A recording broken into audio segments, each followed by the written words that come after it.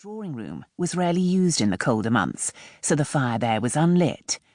She would have liked to retreat to her bedroom, even though that too lacked a fire. But in Lady Cateril's domain, bedrooms were not sitting rooms. They weren't dining rooms either. The only time anyone was served food in her bedroom was if she was ill. Kitty knew she should be grateful to be housed here. Her only other option was to live in cheap lodgings somewhere. At least there she had everything she needed and the estate to walk in. She had everything except freedom. In the beginning, she'd rubbed along well enough with her mother-in-law, united in grief. However, when 6 months had passed, Kitty had followed custom and prepared to put off her widow's weeds. When Lady Cateril realised Kitty had ordered new gowns in grey, fawn and violet, she'd reacted as if she'd spat on Marcus's grave. When reproaches and then tears hadn't changed Kitty's intent, Lady Cateril had taken to her bed and sent for the doctor. Kitty had been badly shaken, but the rest of the family hadn't seemed alarmed, so she'd stuck to her guns. The first gown had arrived, a very plain grey wool round gown, and she'd worn it, quaking. The next day Lady Cateril had emerged. Nothing more had been said, but a frost had settled.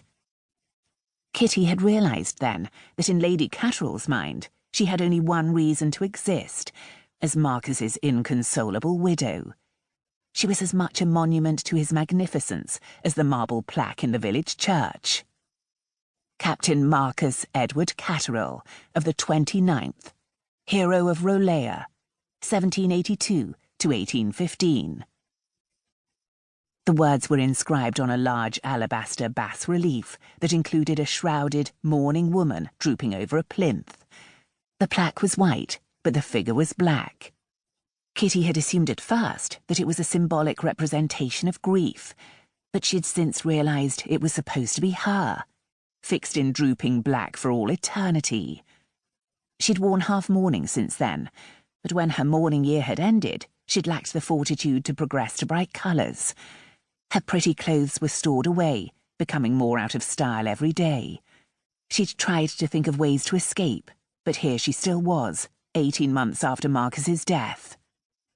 She had hardly any money and no possibility of desirable employment. She'd gone straight from school to marriage. She picked up Silicon. Through the most difficult times, the spaniel had been her confidant and consolation, and had heard all that Kitty's pride had kept silent from people. "We'll find a way," she said silently to the dog.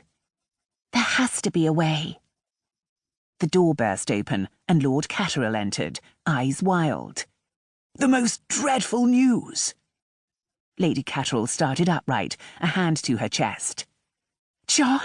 she gasped, meaning her surviving son. "The children?" "The Princess Charlotte is dead." There was a moment of stillness as Kitty and Lady Cateril took in his words. Princess Charlotte, second in line to the throne, who'd been due to deliver her first child, the hope of the future, was dead. "No!" For once, Kitty and her mother-in-law were completely in harmony. "The child?" Lady Cateril asked desperately. "A son, also dead." Lord Cateril sank into a chair by his wife's side and took her hand. "All hope is gone." It was overly portentous, but Kitty knew what he meant. The King and Queen had presented the nation with 17 children, but now, nearly 60 years after George III had come to the throne, there had been only one legitimate grandchild, the regent's daughter, Charlotte. With her dead, what would become of the nation? The king was old and mad, and expected to die at any moment. The regent was nearing 60, grossly fat, and led a dissipated life. No one would be surprised if he died soon as well. His sisters were all middle-aged, and those who had married hadn't produced offspring. Few of his brothers had married, and none of those unions had produced a living child. With the perversity of fate, some had bastards, which were of no use at all. Kitty's heart ached for the people involved. "Poor woman," she said. "And her poor family. Royal, but not beyond the hand of fate."